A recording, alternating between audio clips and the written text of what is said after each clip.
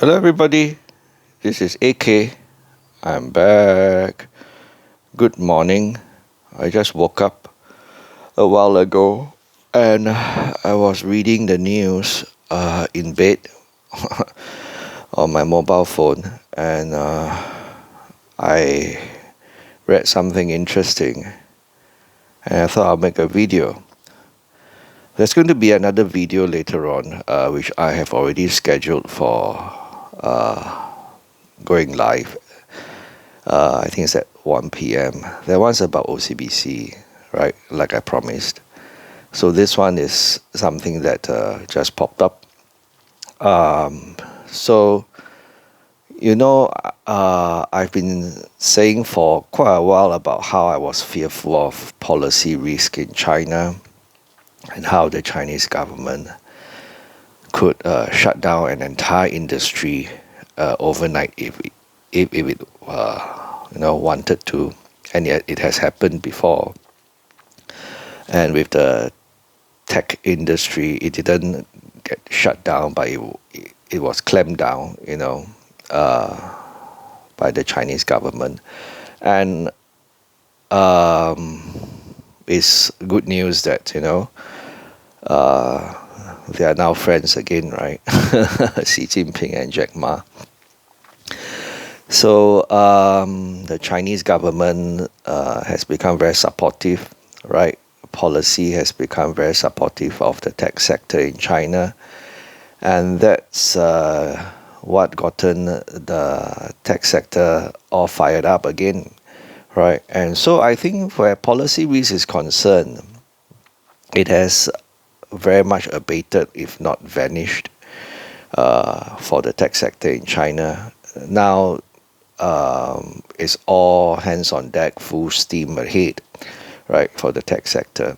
So I think if people are still worried about policy risk, there's probably more policy risk in America, in USA now than in China, with Donald Trump back in the White House and what he has done in his first 100 days and what happened during Liberation Day. Those are just examples, right?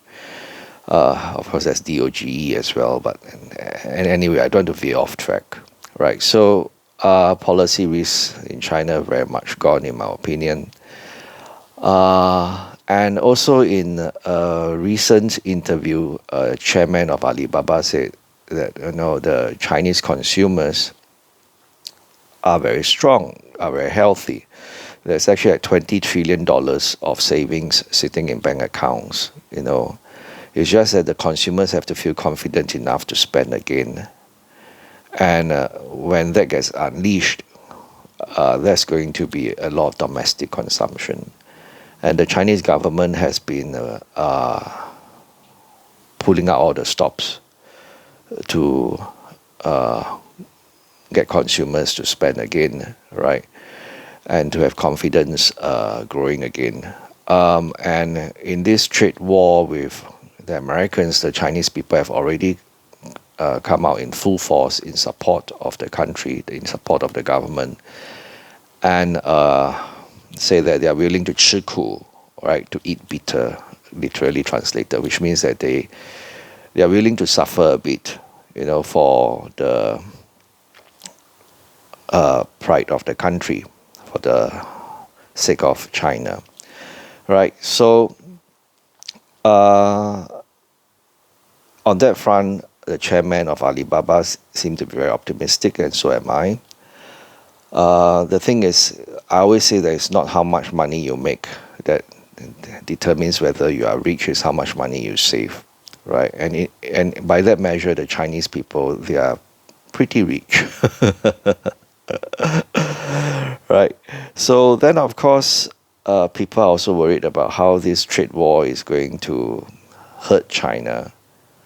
And I'll say this upfront: for sure, trade war will hurt all parties, right? No one wins in the trade war, right? Donald Trump doesn't seem to understand this, but according to the chairman of Alibaba, in a trade war with the US, the Chinese, they have a upper hand, because China exports a lot of high-tech products to US, and these products have very complex supply chains, not so easy to replicate.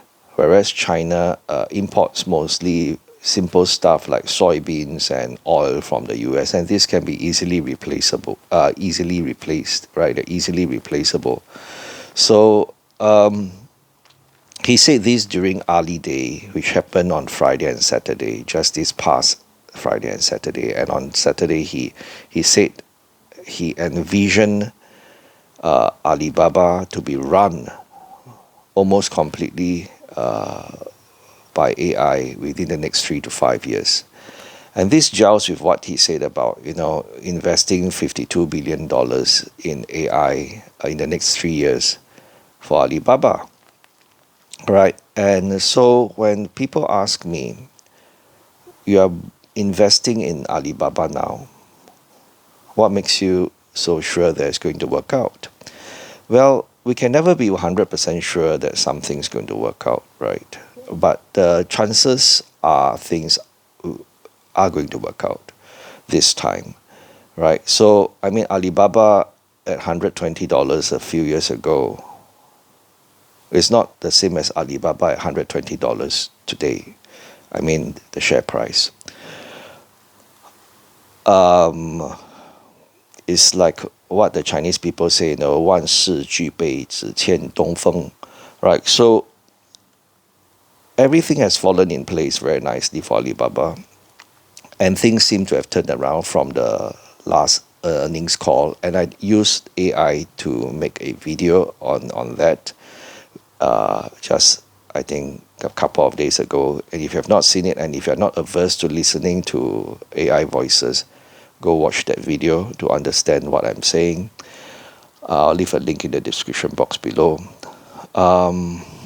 So Alibaba is just waiting to fly, right? And they are already flying, I feel, but they are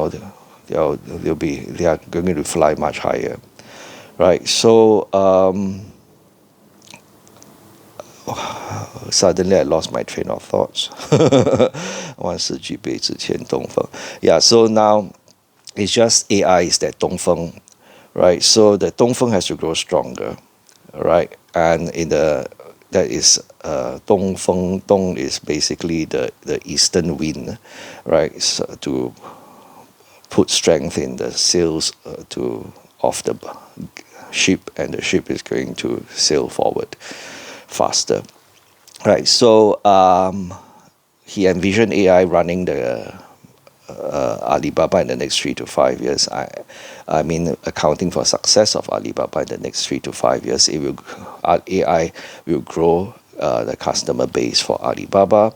It will make shopping, online shopping, very intuitive, very, very pleasant experience, very easy, and people want that. And also all the other AI related products that they have, the lifestyle app that they have, like Amap, for example, which is already profitable, is a super app, for lifestyle. Like it plans your travel route, it suggests where to go and dine, where to go for entertainment, and all this just bodes well for Alibaba's future. So when people say, what price do I think Alibaba will be trading at in future?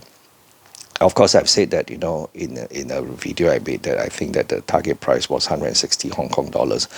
But in more recent videos, I said that I think it's worth a lot more, because $160 Hong Kong dollars per share is just mean reversion, right? And the intrinsic value is probably much higher, right? The market will have to re-rate Alibaba, I'm very sure, over time, as it sees more evidence of robust and sustained growth. And when that time comes, Alibaba was trading at $300 per share before, and it was a less resilient and a less valuable company then. I would argue is more resilient and more valuable today. So $300 per share, I think is doable, and in fact, it could trade at a higher price. and I think it would trade at a higher price. It's just that, how long would it take? I don't know. But if the chairman of Alibaba says 3 to 5 years before AI becomes really entrenched and is a pillar of success for Alibaba, then 3 to 5 years is how long I'm willing to wait, right? And after reading this article about Ali Day and what he said during the event, I'm even more confident about the company. This guy knows what he's talking about. And he's not just a businessman, he also knows economics, politics, and he has his pulse, his fingers on the pulse of China and the world, right? So I said that I was going to increase my exposure, right, to Alibaba. Initially, I had a target of 3%, then I said 5%, then I said maybe 10% of my portfolio. And I'm now even more convinced that that should be the path forward for me, right? So if you have managed to stay with me all the way to now, thank you, right? Just woke up, early morning rambling, right? So look out for the video on OCBC later this afternoon, right? Have a good Vesak day, a public holiday. Talk to you again soon. Bye-bye.